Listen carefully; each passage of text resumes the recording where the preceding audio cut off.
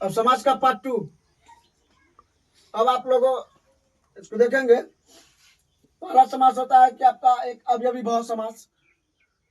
इस समास का मुख्य विशेषता यह है कि इनका पहला पद अव्यय होता है। अव्यय जो होता है वो इनको दर्शाता है। जिस समास में पहला पद अव्यय होता है उसे अवयवी भाव समास कहते हैं।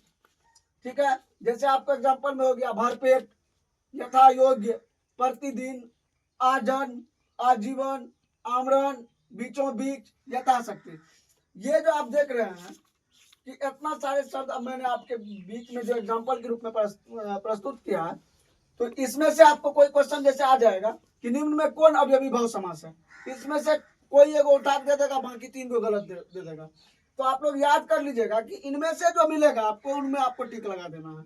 ठीक है, यथाशक्ति मतलब अपने शक्ति के अनुसार।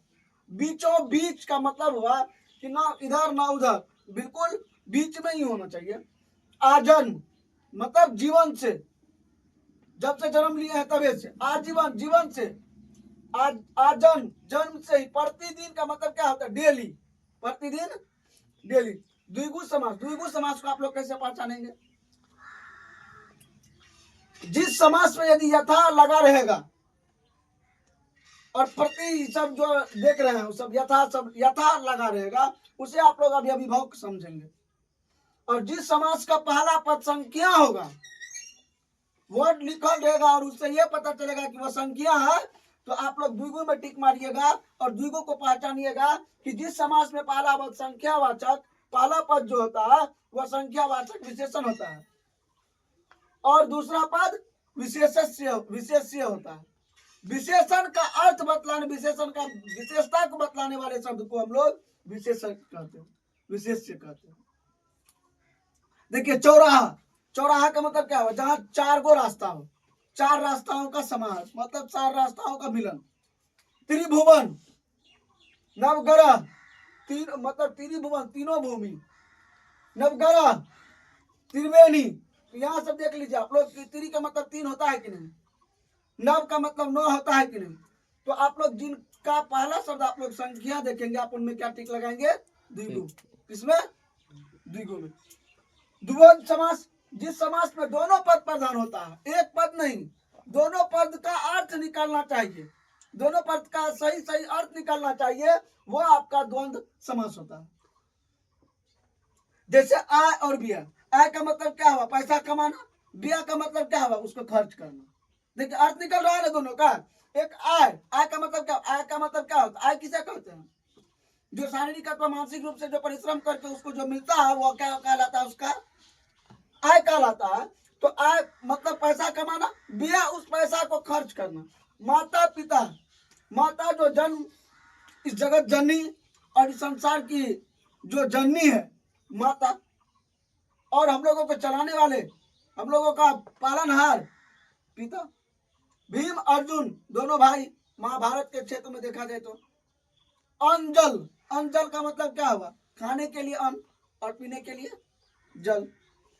लोटा डोरी, लोटा हम लोग यूज करते हैं, उनके बाद डोरी, और डोरी का भी अर्थ है, लोटा का भी अर्थ है। धोती कुर्ता हम बोले,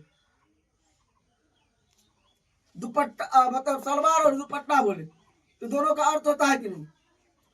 कर्मधारय समास, जिस समास में प्रथम पद गुणवाचक विशेषण, गुणवाचक मतलब अभी इससे पहले विशेषण बताए थे ना, तो गुणवाचक गुण को प्रदर्शित करेगा, तो उसे हम लोग क्या कहते हैं? कर्मधारय समास कहते हैं। जैसे आपको देखिए महात्मा, महान जोर, महान हो जिसका आत्मा, वो क्या कहलाता है? महात्मा। परमात्मा, स्वर्ण कमल, देखिए कमल कैसा है? सोने की तरह। कैसा कमल? सोने की तरह। बताइए स्वर्ण कमल विशेषता बता रहा है, किसका विशेषता बता रहा है? कमल का। किसका? कमल का। नील कमल, कमल कैसा है? नीला है।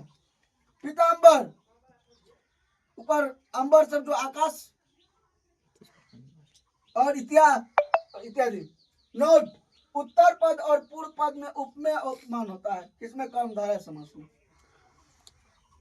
जैसे घन श्याम, उपमेय हो गया घन और श्याम हो गया उपमान, मतलब दोनों का अर्थ निकल रहा है, दोनों का अर्थ हो रहा है।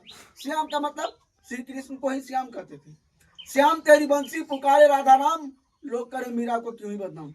ओके, तो ये आपको था।